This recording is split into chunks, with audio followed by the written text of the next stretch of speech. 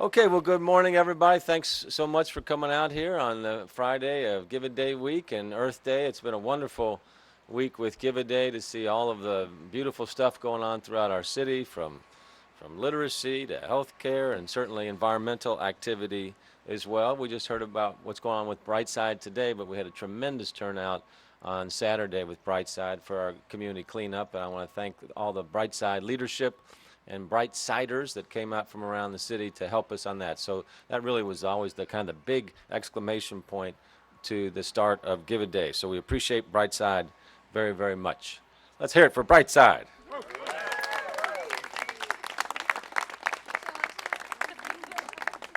As you all know, compassion is kind of the value that launched Give a Day, and it's one of our city's core values, and hopefully it's something all of us practice in interaction with each other every day. And compassion is this notion that we respect each other so that we want our human potential to thrive and flourish, and that is an interpersonal thing, but it's also something that we value with our natural environment as well. Now, health is also one of our city values, and by that we mean physical health, mental health, and environmental health. And each of those is critical because obviously they're connected to each other. But then when you think about the connection between compassion and health, they're also naturally aligned, especially when it comes to how we interact with our natural environment. Now, if we haven't been in a cave, we're all aware of the extreme climate challenges that we're experiencing both globally and locally. Locally, our climate change manifests itself in issues like flash flooding that we see more than ever the past several years around the community, air quality challenges that we're working very diligently against and making good progress, and then the urban heat island effect that can bring dangerously high temperatures to certain parts of our city. As it relates to urban heat island, I hope we'll see many of you all again on Monday. We're going to be releasing a major study of the urban heat island in our city and how we're going to respond and how we are responding to that. So when I go through some of these are just the latest in our sustainability efforts, and sustainability has been a priority of mine since we started our administration in 2011. And that's why we created the Office for Sustainability as a new office for the city. And that's also why we developed the Sustain Louisville Plan in 2013.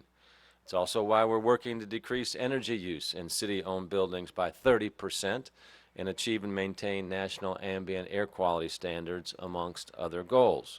So this is not new work for us. Here are some of the other results that we've achieved as a city so far. Star Communities, which rates cities nationwide on their sustainability efforts, gave Louisville a 4-star rating last year. For the third year in a row, the Louisville metro area has made a national list of the 25 cities with the most Energy Star buildings. Thanks a lot to JCPS and Mike Mulhern over here for the work they've done with the Energy Star buildings. Thank you, Mike. Our 55 Energy Star buildings are saving their owners an estimated $4 million a year in energy cost as well, so sustainability is good for business.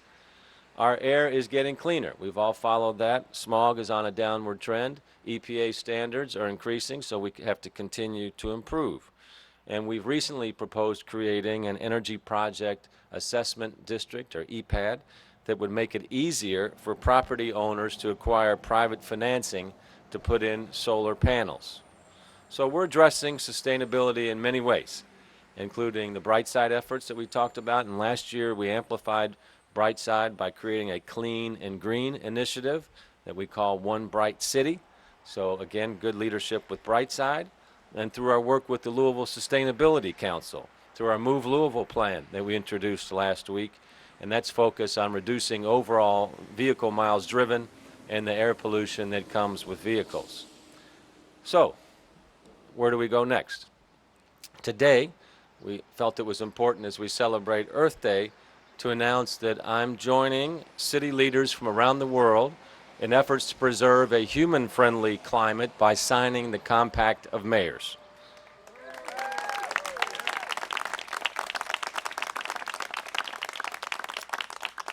The Compact is a coalition of more than 160 mayors from all over the globe. It launched in 2014 in cooperation with the United Nations. The Compact is The Compact of Mayors agreement that the conference produced provides a pathway for local governments to address the negative impacts of climate change in cities like ours. So by signing the compact, here are the additional sustainability commitments we're making at Metro government. And these are just good basic things that actually any business would do. One, within the first year, we will complete a greenhouse gas inventory of the city. Within 2 years, we will set greenhouse gas reduction target, conduct a climate change vulnerability assessment, and report those results to our citizens. And within 3 years, we will release a strategic plan for achieving our greenhouse gas reduction goals and climate change adaptation strategies. So these are what I think are moderate, common sense steps that any good city that's thinking to the future should take. So let me be clear on this. We're not starting from scratch in this area. Our Sustain Louisville plan includes a greenhouse gas reduction commitment. But it makes sense to join the Compact of Mayors as part of our sustainability efforts. It furthers the long-term goals that we set in Sustain Louisville and also gives us a mutual learning network of other cities around the globe. Also, the Compact's emphasis on metrics and accountability aligns perfectly with what we started with our administration with Louisstat, which is nationally recognized as the best practice for measuring and improving city government. So I'm proud to join this compact with city leaders representing more than 230 million people across the world. By doing this, we're sending a message that here in Louisville, that we know that we have a part to play in solving global challenges, and we expect others to play their part as well. Climate change is not some abstract left-wing conspiracy. We see it happening all over the world. Regardless of why it's happening, I believe we all have a moral obligation to the generations that come after us. Our kids, grandkids, and beyond will have to live with the consequences of our decisions on how we treat our environment. So reducing our greenhouse gas emissions is one way to show compassion for them and all the Louisvillians of the future. Now, to get this done, a lot of folks are going to be involved. This will be a multi-agency effort. Air Pollution Control District, Public Health and Wellness, and Louisville Forward, which includes the Office of Sustainability, will engage other city agencies and the public to make these efforts a success. We've already received an extraordinary level of cooperation from our partners in the business, education, and nonprofit communities who are very committed to making Louisville a cleaner, greener, and healthier place. So I'd like to thank the partners who have offered their support for Louisville's commitment to this compact. This includes Brown-Forman, the Center for Interfaith Relations, Ford Motor Company, Humana, Family Allergy and Asthma, Johnson Controls, the Louisville Climate Action Network, Schneider Electric, the University of Louisville Cardiology, the West Jefferson Community Task Force, and Yum Brands, amongst many others. So there's broad support throughout the entire community for this effort. Now to talk about our local efforts from our Office of Sustainability, please welcome our Director, Maria Cutter. Maria?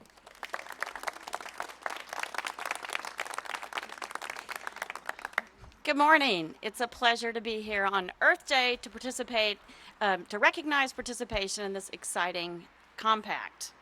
We released Sustain Louisville in 2013, and we set a bunch of goals around energy efficiency, reducing vehicle miles traveled, and all kinds of other things related to clean air and clean water and a healthier city. We've been making progress on all these goals, so signing this compact helps build upon the success of our programs. And also, we've been doing some groundbreaking work around health and greening, and we were very fortunate to have Prince Charles here last year to remind us about the global implications of being friendly to our environment. So by participating in this compact, we join a group of global leaders, and we will be able to use a common framework and protocol for tracking and measuring our progress against setting greenhouse gas emission reduction goals. We're just starting down this path, like many of our peer cities in the country and globally, and we're going to be getting busy and doing our greenhouse gas inventory. And from there, we'll begin the process of setting our reduction goals. So we're 12, 24 months. We have a little journey to get on here. We'll continue to lead by example by launching new programs and partnering with groups around the community to help lead them and guide and support their efforts as well. So on this Earth Day, I think it's worth pausing. We have 7.3 billion people on this planet. The United States is the third most populous country. So the actions we take on locally make a difference to our country as well as the global community that suffer the impacts of climate and global change, sometimes much more severely than we do here. So today, Mayor Fischer is the first mayor in Kentucky to sign this compact, and he is joining over 150 global leaders that are officially signing the Paris Compact today in New York. So thank you again for being here and joining us, and let's try to make every day Earth Day. Thank you.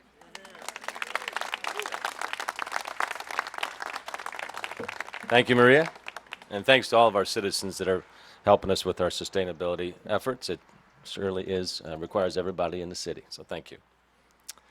Now, the Metro Council obviously is going to be a big part of this as well, in that we need to practice sustainability in all 26 of our council districts. I think Cindy Fowler just joined us a moment ago. So Cindy, wherever Cindy is. Okay, thank you for joining us as well. And we're in Councilman Bill Hollander's district here, which is kind of Earth Day Central with all the activities going on from tree planting to cleaning up the creek, et cetera. So we appreciate his hospitality and leadership in many different ways. So please welcome Bill Hollander.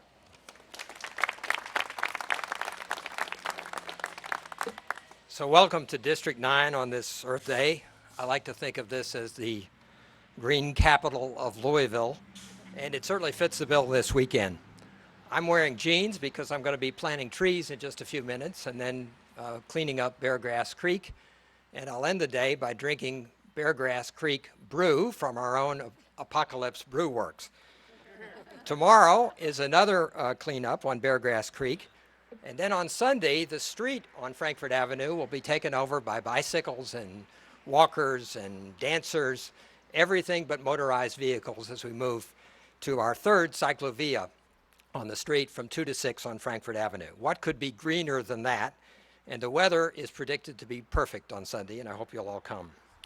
I'm especially happy to be here today as the mayor signs the Compact of Mayors addressing climate change. As the mayor said, this is more than just a pledge. It's a data-driven way to track our progress and to prepare for the impacts. And it's perfect for our mayor who tracks everything. I'm so happy to see the involvement of Louisville businesses. The success of this venture requires their commitment. Consumer demands and substantial business risks are leading businesses to change, and climate-smart companies are gaining a competitive advantage around the world. Individuals are leading the change. Our District 9 newsletter has featured a sustainability story for 66 consecutive weeks, someone doing something good for the environment, recycling, gardening, installing solar, riding their bike to work, and importantly, advocating. I'm proud to say that Metro Council has led in our efforts. We've all seen the marked increase in extreme weather events that the mayor referred to, including rain and flooding, and we know the cost to affected individuals and the cost to all of us to mitigate those extreme weather events. Last August, Metro Council unanimously passed a resolution supporting more use of solar in Louisville and setting ambitious goals for that effort.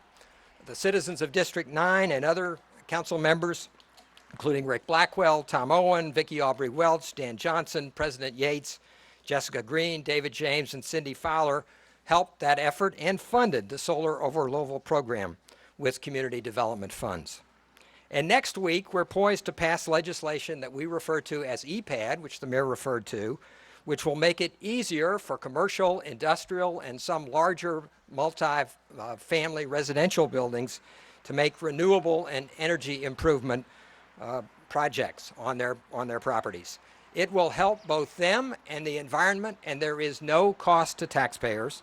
It will provide jobs to those involved in the renewable and energy efficient sector, which is of course a rapidly growing part of the employment sector in this community and around the world. I was proud to sponsor that, and I'm also proud to say that a number of people, including Councilwoman Fowler, were very quick to add on as sponsors, and we have broad bipartisan support for that on the council. Addressing climate change is not only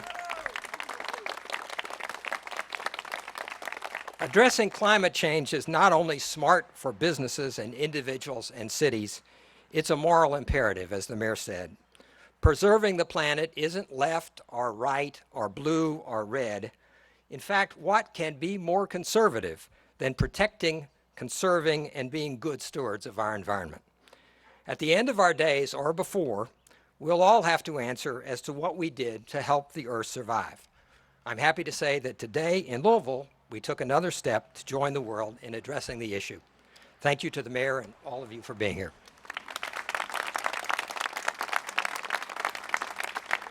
Great job. So as Bill mentioned too, there's tremendous business aspects behind this. And as I say, a lot of times I'm a business person, an entrepreneur that just happens to be mayor. And as a community, when I talk to businesses, I feel people have moved way beyond this paradigm that I can either be sustainably responsible or I can be profitable. That is a super old way of thinking. It's about as modern as a rotary phone. You don't see that anymore.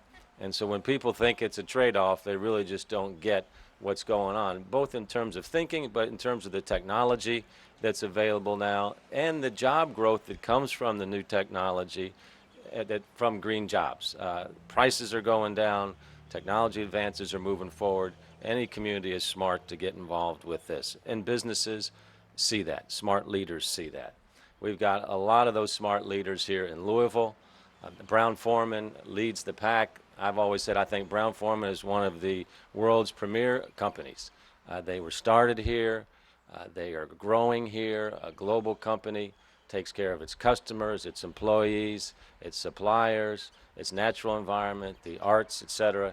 They're the kind of company that every mayor would be super proud to have.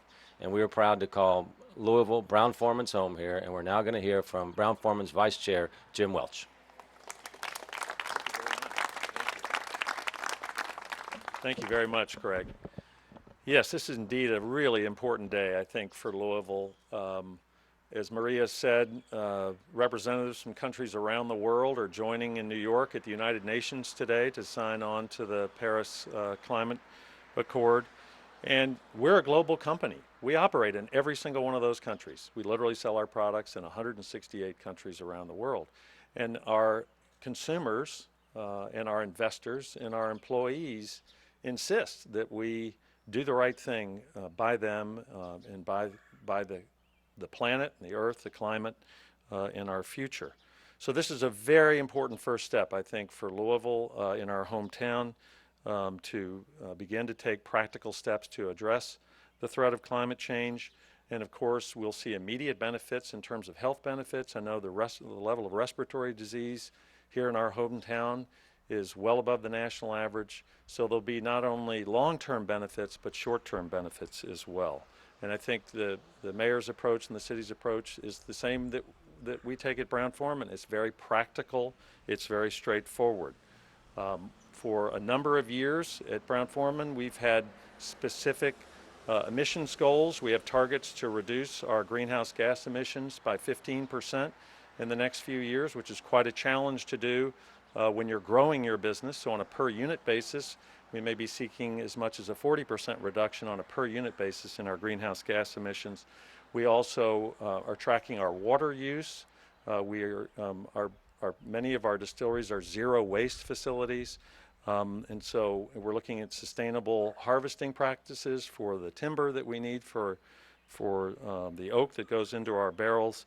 In short, it's our goal at Brown-Forman to endure. We're a 150-year-old company, and we think literally in terms of generations. And so it is at the heart of our business strategy to employ tactics that enable us to be sustainable. And there's nothing more sustainable than being very responsible and cautious about the resources that we consume on the planet, and to make sure we do so in a way that will enable us to thrive and survive for another 150 years. So I know many of my corporate leaders here in the community really support this action. Increasingly, investors are just demanding it in our annual reports. We also report all of our sustainable practices and all of our corporate responsibility initiatives. It's part of being a successful, enduring company. So we're very, very pleased to see the city take this step and look forward to doing our part to see that the city can achieve the goals that it has set out for itself. So thank you all very much.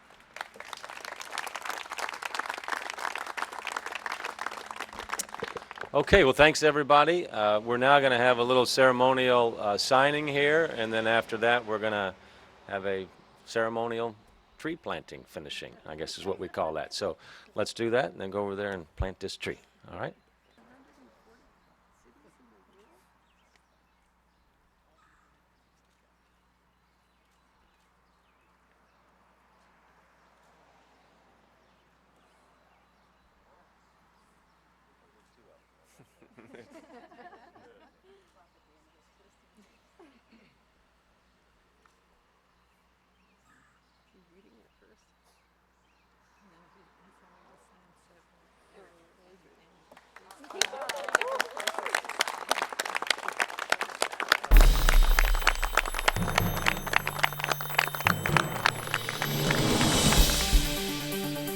This has been a Metro TV production, a public service of Louisville Metro government.